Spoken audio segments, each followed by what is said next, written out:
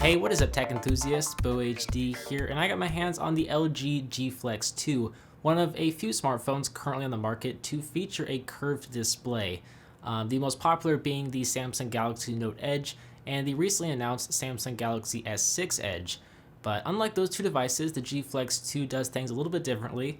It has a curved display that's bent around the horizontal axis, which does a few different things. So first of all, it doesn't sit flat on a table. It sort of creates a bowl shape, at least when it's sitting on its back, but it does fit the natural curve of your hand, and it really does feel great when you're holding the device. You also have better access to the rear-facing buttons, which LG is kind of famous for. All of the volume controls and the power button, it's all located on the back below the 13 megapixel camera sensor, as well as the laser autofocus sensor and even the dual LED flash. In fact, there's not a lot going on around the LG G Flex 2. There's nothing on the left-hand side, for example, and there's nothing on the right-hand side. There's an IR blaster located up on the top and a micro USB charging port down below on the bottom, along with a 3.5mm headphone jack. The front is home to a 5.5-inch 1080p curved POLED display, which I will definitely touch more on here in a moment. The front of the device looks very similar to an LG G3, although it is a tad bit taller. Now, I mentioned it really does fit well in the hand, but LG has decided to put this glossy, reflective, self-healing back panel coating on the plastic back cover, and I really have mixed feelings on it. It looks really good when there's no fingerprints and when it's nice and clean, but I just don't like the way it feels. It feels very slimy, and there's no denying the fact that it feels like plastic because it is made of plastic. The good news though is that it can heal against small scratches, and you can remove the back cover and have access to a micro SD card slot and SIM card slot, but you cannot change or swap out the battery with the LG G Flex 2, unfortunately. So I would say it's worth it having a plastic back cover to be able to swap out the battery, but since you can't do that, I would have liked to have seen a more premium build material.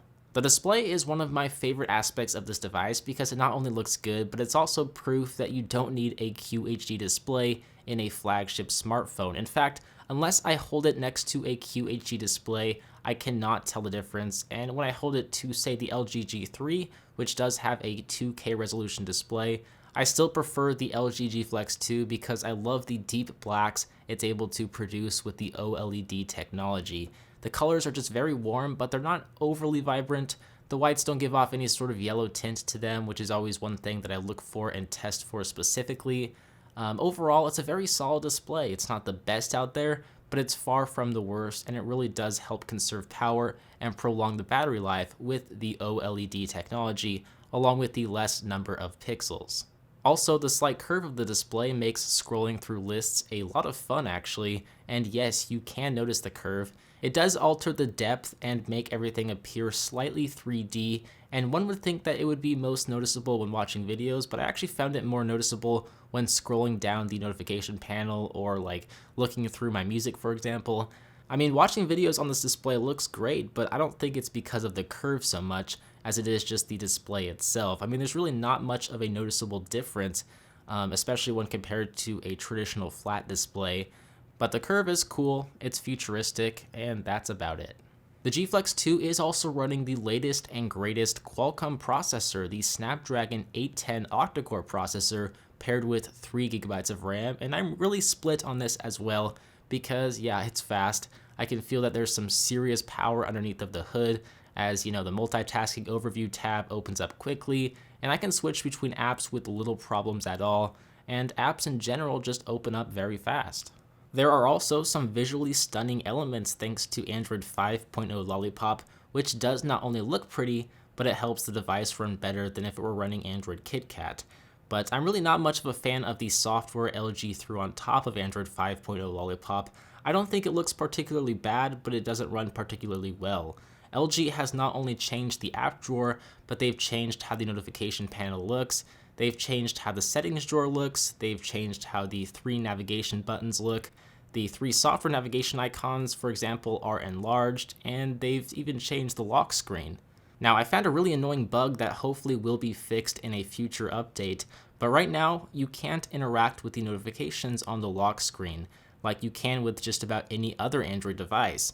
Usually you double tap the notification or you swipe one way to open it up, but every time you do that on the LG G Flex 2, it prompts you to swipe to unlock the device.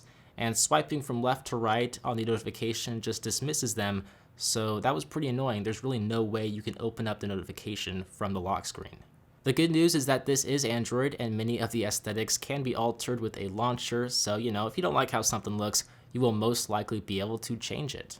The LG G Flex 2 also does feature a 13 megapixel camera sensor with a laser autofocus sensor to help it take faster and more accurate pictures, and there is also a dual LED flash, but the sensor itself is the same sensor found in the LG G3, and it's still very capable of capturing some amazing shots. If you remember last year, the LG G3 had one of the top 5 camera sensors of the year, and so it's not a bad thing at all to see it in the LG G Flex 2. It's capable of capturing some very detailed images with some good dynamic range and depth of field. If you're coming from, say, the LG G Flex, the camera will be hugely improved. If you're at all familiar with the LG G3 or you are using the LG G3, then you will find a very similar experience. I will note that the 4K UHD video footage is good, but moving it can be slightly blurry, something that a lot of you guys pointed out in my test footage.